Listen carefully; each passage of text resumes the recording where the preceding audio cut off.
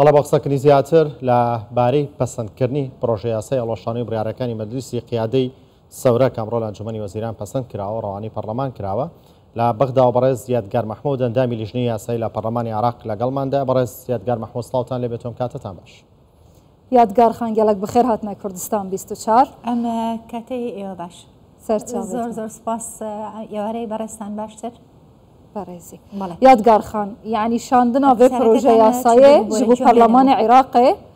di demekî daye ku zêdetir ji milyonek dûnemên zeviyên cûtiyarên Kurd taybetî ez bijim ji bilî Tirkmanan li Kerkûkê kêşe li ser heye roj bi rojê yani xirabtir dibîtin rewşa çi giringiya xwe heye tu dibê bawerê dayî ku her ne xalên wê bihêne helweşandin.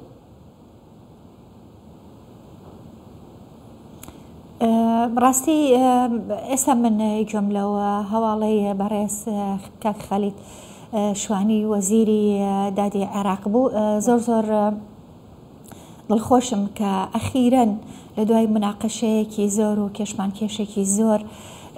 کە لە مەجلیسی وزەرا یعنی لە ناو ئیدارەی هاوپەیمانی ئیدارەی دەوڵە کە گەیشتون بۆ ئیتیفاقە بۆ ڕێکەوتنە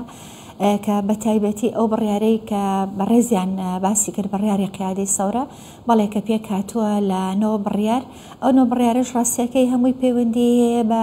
چۆنەڵی داگیرکردنی زەویزاری کشتۆکاڵی کورد و هەروە بیرمان نەچێت تورکمانەکانیش ئەمەش بێگومان ئەکەوێتە ناو چوارچێوەی بڵێن پرۆسەی تعریبەوانەیە کە ڕژێمی ڕووخاوی بڵێن پێشوو لە ڕێی ئەو بڕیارانەوە هەندێک یاسا شەوانێ دەیویست تەواوی ئەو پرۆسەی تعریب چۆنەڵی بگەێنێتە ئەنجام بێگومان ئەو داواکاریەی بەڕێزیان بەڕێز وەزیریدات ئێمە وەکو لیژنەی یاسایی ئەو سیاغی یاساکە بڵێن دێتە لای ئێمەش لەوێ بێگومان ئەندامی ئەو لیژنەیە دەبێت زۆر بە وریایەوانێ ئێمە سەیری دیسانە و جارێکی تر سیاغی ئەو پرۆژە یاسایە بکەینەوانێ بۆ ئەوەی کە ئەم جاریان لە ڕێی یاساوە جارێکی تر پرۆسی تعریب چۆنەڵی شاراوەیی بەردەوامی نەبێت و هیچ کەسێکیش لەو ناوچەیە لە بەتایبەتی لە مادەی 140 بەتایبەتی لە کەرکووکە زەرەرە و من نەبێت و هەر کەس و ئەوەی کە مافی ئەسڵی خۆیەتی مافی بۆ هین بکرێ بۆ مسۆگەر بکرێ بۆی کە ئێمە بڕیارەکە نەگۆڕین ڕاستەکەی بە یاسایەک چونکەم یاسا بێگومان گەورەترین دەتوانین بڵین دەسەڵاتە بە یاسا دەوڵەت ئەبرێ بەڕێوە بۆیە بێ زۆر بە حەزەرەوانێ زۆر بە وردەکاریەوانێ ئێمە بڕواینە سیاغی ئەو پرۆژە یاسایی کە دێتە لای ئێمە هەروەها وەکو لیژنەی یاساییش ڕاستەکەی ئێمە بۆ هەمان مەبەست لە مانگی 5 کۆبنەوەیەکمان ئەنجامدا لەگەڵ خودی فەخامەتی سەرۆک کۆماری عێراق لەسەر ئەساسی ئەو دانیشتنە و ضرورەتی ئێڵغاکردنەوەی بڕیارەکانی قیادەی سەورەکە وابزانم بە مەجموع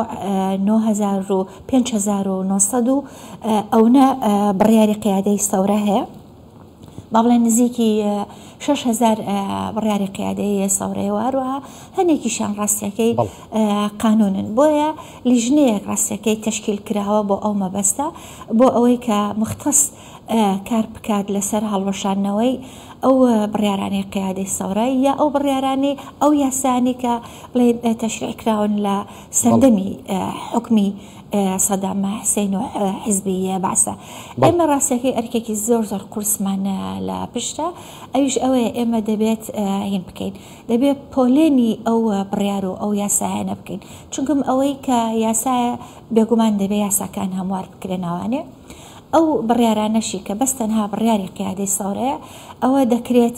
هین بکرێتەوانە بڵێن مباشەر ئیلغای ئەو بڕیارانە بکرێتەوانێ ئەو بڕیارانەش زۆر بەداخەوانێت کە 20 ساڵ دوای ڕوخاندنی ڕژێمی سەدام لا يزال عراق حکوومەتە یەک لە دوایەکەکانی دوای 2003 ئازادکردنی عراق ئیش بۆ بڕیار و یاسایانە ئەکا کە لەگەڵ مافی مرۆڤە ڕاستیەکەی هیچ یەک ناگرێتەوە هەروەها دەتوانین بڵێن ناوەڕۆکەکانیشی خلافی بڵێن ئەو میساقە دووەلیانەیە کە کاتی خۆی عێراق لەگەڵ کۆمەلگای نێودەوڵەتیە و لە دوای 2003 شانێ بەسراون بەڵێ بڕیارەکە دوای لە ئەنجومەنی وەزیران پەسەند کراوە پرۆژە یاساکە ڕەوانەی پەرلەمان دەکرێت پێتان وانییە لە پەرلەمان هیچ ئەستەنجێکی یاسایی یاخود سیاسی بۆ دروست بکرێت ڕاستەکەی من لەسەر ئەساسی بڵێنە نمونەیەک ئەو بڕیارانەی کە قیادەی سەرۆرایەتی بە تایبەتی لە ناو چوارچێوەی بڵێن زەوی و کشت و کاڵیە ئێمە دوێنێ کۆمەڵێک عشاعری عەرەبی هاتنە لاماناتنە لیژنەی یاسایی ئەوانیش گرفتیان هەیە ڕاستەکەی ئەوانیش دەناڵێن و هەستەکەن کە مافیان نەزەوت کراوە بۆ یەکێک لەو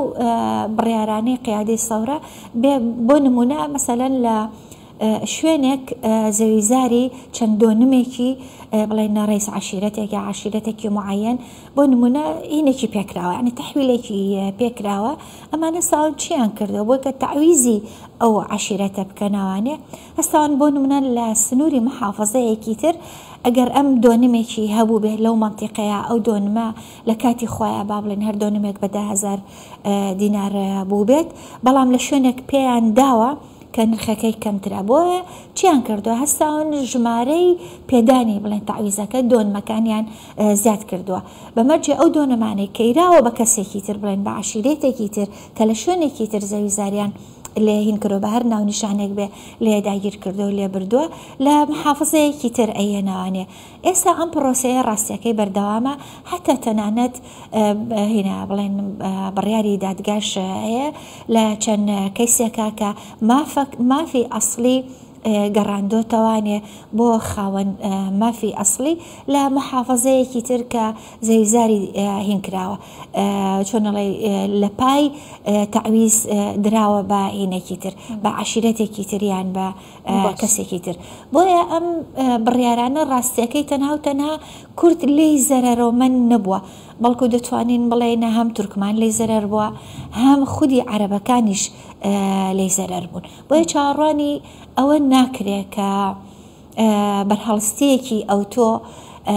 هەبێت لە ناو خودی پەرلەمانە بۆ هەموارکردنەوەی ئەوە یاسایانە چونکە هەم بۆ سومعەی ڕاستیەکەی دیموکراسی تازەی عێراق لە دوای 2003ەوە ڕاستی ئەمە سومعەی باش نابێت کە لازال تۆ ئیش بۆ بڕیار و بۆ قوانینانەی حکوومەتێکی ڕووخاوی وەکو ڕژێمی بڵێن یادگارخان ئاخفتنێنتە ناگونجێت وەکەمە پێشتر ژی ئاماژە پێکرد و هێژی کورد لە کەرکووکێ هەریداوی نەتنێک کورد بەلکو تورکمانژی دەدەستێ ڤان بڕیارên مەجلسە قیادا سەوریدا دناڵن مەدیت یعنی سپایە عێراقێ دگەل بە بڕیارên پارێزگارê سەپاندی عەرەبên هاوردەتینن بدارێ زۆرە یعنی زەوی و زارên کووردا jê وەردەگرن گوند پێتێنە چۆڵkirin ناهێلن ku بگشتی لەسەر گوند و warên xwe bimînin ev hemû bi serê xwe lê bi qasî ku Kurd mutehemmisin bû derêxistina yasayekê û helweşandina biryarên Meclisa Qiyada Sewrî bi heman rengî netewên din jî li Perlemanê Iraqê mutehemmisin yani dixwazin yan jî mumkin e bibine rêgir ڕاستیەکەی لەبەرەوەی کە هەروەکو ئاماژەم پێەیە ئەم بڕیارەی قیادەی سەورە تەنها شمولی کوردی نەکردووە بە تایبەتی لە بڵێنە پارێزگای کەرکووک بەڵکو تورکمانەکانیش بە هەمان شێوە زەرەرەومەندی ئەو بڕیارە فاشیە عنسوریانە بوونەتەوانێ بۆیە یعنی بە لانی کەم ئێمە چاڕوانی ئەوە ئەکەین هەموو ئەو پێکاتانەی کە بە غەیری عەرەب ڕاستیەکەی لە ناو پارێزگاری کەرکووکە چون ئێمە خۆمان نەزانین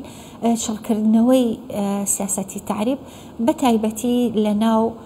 لە سنووری کەرکووکە زۆر شڵکراوەتەوانێ و زۆر بەزەقی پرۆسی تعریبکردن بڵێن ئەبینین بۆیە تورکمانەکانیش قوربانی ئەو بڕیار و ئەو سیاسەتە چەوتە فاشیستی بڵێنە ڕژێمی عێراق بوون هەروەها دەتوانم بڵێم تەنانەت خودی مەسیحیەکانیش کە لە کەرکووکە بوونیان هەیە کاگەیی لە کەرکووکە بڵێن بوونیان هەیە هەموو ئەم پێکاتانە ڕاستیەکەی زەرەرەوەمەند بوون پێدەچێت لە شوێنێکی ترایانی لە پارێزگاکانی تریشە لەسەر هەمان بڕیار کە پەیوەندی هەیە بە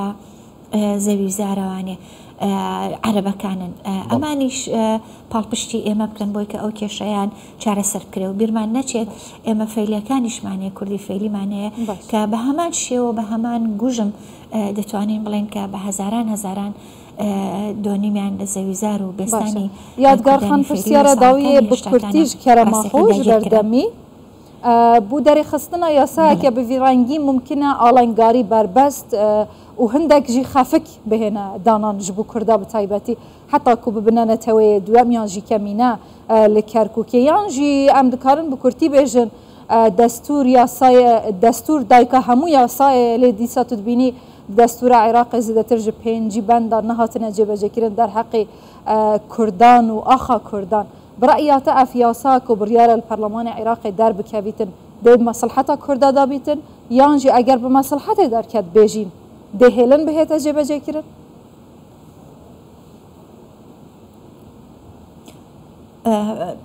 بێگومان پرسیارێکی زۆر بەجێ بۆ لەبەرەوەی کە ئێمە ڕاستیەکەی لە دوای 2030ەوە ئێمە بەبەردەوام ئەو ئەزمونە تاڵەمان هەیە لە دەرەوەی ئیتیفاقی سیاسی هەرچی پێوەست بێ بە بەرژەوەندیەکان و بە مافە دەستوریەکانی کوردەوانێ کاتێک کە دێتە پەرلەمان ئەشێوێنرێت بە شێوەیەک دەشێوێنرێ کە ڕاستیەکەی دەتوانین بڵین بە کەمترین ڕێژە مافەم دەستوریەکانی هەرێم کورد تێدا دەستەبار ئەکرێت بۆیە هەر لە سەرەتایە ڕاستیەکەی من ئاماژەم پێەیە ئێمە دەبێت کە دێتە لای ئێمە دێتە لای لیژنەی یاسایی ئەبێ زۆر بەوردی ئێمە دراستەی کەلیمە بە کەلیمەی سیاغی ئەو پرۆژە یاسایە بکەین بۆ ئەوەی کە دیسانەوانێ ئەم جارە لە ڕێی ئەو یاسایەوانێ کە دێتە پەرلەمانەوانێ جارێکی تر پرۆسی تعریب بە چۆنەڵی خشکەیانە هین نەبێت خشکەیانە بەردەوامی بەو زۆڵمە و بەو سیاسەتی تعریبە نەیرێکە بەداخەوانێ ئێستا حالیان هەرچەند دەستوریش هەیە بەڵام پارێزگارێکی سپێنرا و بەسەر کەرکووکە بە ئارەزی خۆی ئەوەی کە پێی باشە لە چوارچێوەی بڵین ئەو سیاسەتی تعریبەیە ئەنجامی دەدات بۆیە ئەرکی ئێمە وەکو ئەندام پەرلەمانی کورد دووش وەکو ئەندامی لیژنەی یاسایی ئەرکێکی زۆر قورسمان لەسەر ئەویش ئەوەیە کە ئێمە دەبێت زۆر بەوردی و بە حەزەرانی ڕاستەکەی بڕوانینە سیاغی یاساکە و دوای ئەوەش بە بەردەوام هەرچەنە تا ئێستا ئێمە وەکو نوێنەرەوە هەروەها لە خولەکانی پێشوشدا ئێمە هیچ کاتێک هینمان نەکردووە کەم تەرخەم نەبووین لەسەر چاودێریکردنی مافە دەستوریەکانی بڵین نەتەوەی خۆمان بەڵام کێشەکە لەوەدایە کە بەداخەوە حکوومەتی عێراقی ئێساش لایەزال دەتوانین بڵین بە نیەتێکی تر تعاملی کردووە دەستور پێشێل ئەکرێرۆک و جەنابەت ئاماژێت پێدا بە چەندین مادەی دەستوری هەیە کە هین ئەکرێت پێشێل ئەکرێت و ئەو بەتایبەتی ئەو مادانەی کە پێویستن بە مافە دەستوریەکانی نەتەوەی کوردەوانێ. گەلێک سپاس یادگار خانم یادگار محمود ئەنداما لیژنەیە یاساییە پەرلەمانی عێراق قەیژ بەغدایێ ئێوار باش خانمە هێژە سپاس بۆیەوە.